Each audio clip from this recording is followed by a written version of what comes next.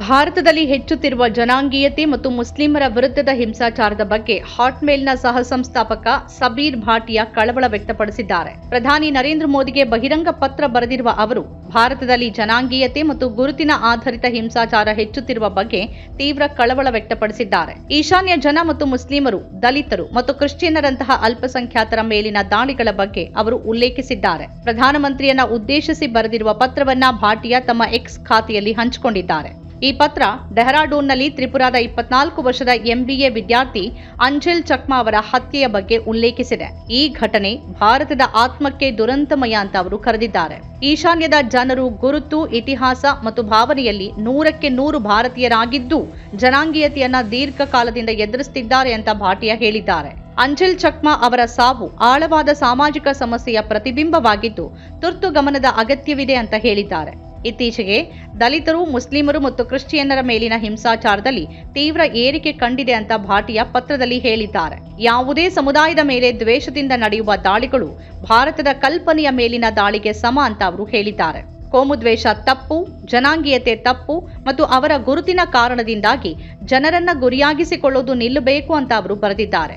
ಭಾರತದ ವೈವಿಧ್ಯತೆಯನ್ನ ಒತ್ತಿ ಹೇಳಿರುವ ಅವರು, ವಿಭಿನ್ನ ಭಾಷೆಗಳು, ಸಂಸ್ಕೃತಿಗಳು ಮತ್ತು ನಂಬಿಕೆಗಳನ್ನು ಹೊಂದಿರುವ 1.4 ಶತಕೋಟಿ ಜನ ಒಂದೇ ರಾಷ್ಟ್ರೀಯ ಗುರುತನ್ನು ಹಂಚಿಕೊಳ್ತಾರೆ ಅನ್ನೋ ಅಂಶದಲ್ಲಿ ದೇಶದ ಶಕ್ತಿ ಅಡಗಿದೆ ಅಂತ ಹೇಳಿದ್ದಾರೆ. ವೈವಿಧ್ಯತೆಯೇ ಹಿಂಸಾಚಾರಕ್ಕೆ ಪ್ರಚೋದಕವಾದರೆ ಭಾರತ ತನ್ನ ಮೂಲ ಮೌಲ್ಯಗಳನ್ನು ಕಳೆದುಕೊಳ್ಳುವ ಅಪಾಯವಿದೆ ಅಂತ ಅವರು ಎಚ್ಚರಿಸಿದ್ದಾರೆ. ಜನಾಂಗೀಯತೆ ಮತ್ತು ಕೋಮು ಹಿಂಸಾಚಾರವನ್ನ ಖಂಡಿಸುವ ಸ್ಪಷ್ಟ ರಾಷ್ಟ್ರೀಯ ಹೇಳಿಕೆ ಬರಬೇಕಿದೆ ಅಂತ ಅವರು ಒತ್ತಾಯಿಸಿದ್ದಾರೆ.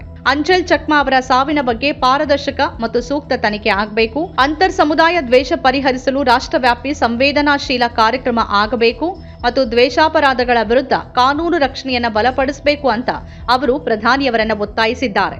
ಭಾರತದಲ್ಲಿ ಯಾವುದೇ ಪೋಷಕರು ತ್ರಿಪುರಾ, ಉತ್ತರ ಪ್ರದೇಶ, ಕೇರಳ ಅಥವಾ ನಾಗಾಲ್ಯಾಂಡ್ ಆಗಿರಲಿ, ತಮ್ಮ ಗುರುತಿನ ಕಾರಣದಿಂದಾಗಿ ತಮ್ಮ ಮಕ್ಕಳ ಜೀವಕ್ಕೆ ಭಯಪಡುವ ಸ್ಥಿತಿ ಇರಬಾರದು ಅಂತ ಅವರು ಬರೆದಿದ್ದಾರೆ.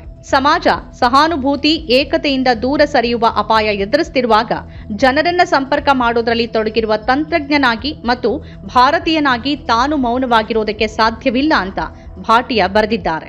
ನಮ್ಮ ಕಾರ್ಯಕ್ರಮಗಳನ್ನ ನೀವು ನೋಡ್ತಾ ಇದ್ರೆ ನಮ್ಮ ಚಾನೆಲ್ ಅನ್ನ ಸಬ್ಸ್ಕ್ರೈಬ್ ಮಾಡಿ, ಪಕ್ಕದ ಬೆಲ್ ಐಕಾನ್ ಒತ್ತಿ ನಮ್ಮನ್ನ ಬೆಂಬಲಿಸಿ. ಹಾಗೆ ನಮ್ಮ ಕಾರ್ಯಕ್ರಮಗಳನ್ನ ಲೈಕ್ ಮಾಡಿ, ಕಮೆಂಟ್ ಮಾಡಿ, ಅದನ್ನ ಬೇರೆಯವರಿಗೂ ವಾಟ್ಸ್ಆಪ್ ಮೂಲಕ ಶೇರ್ ಮಾಡಿ.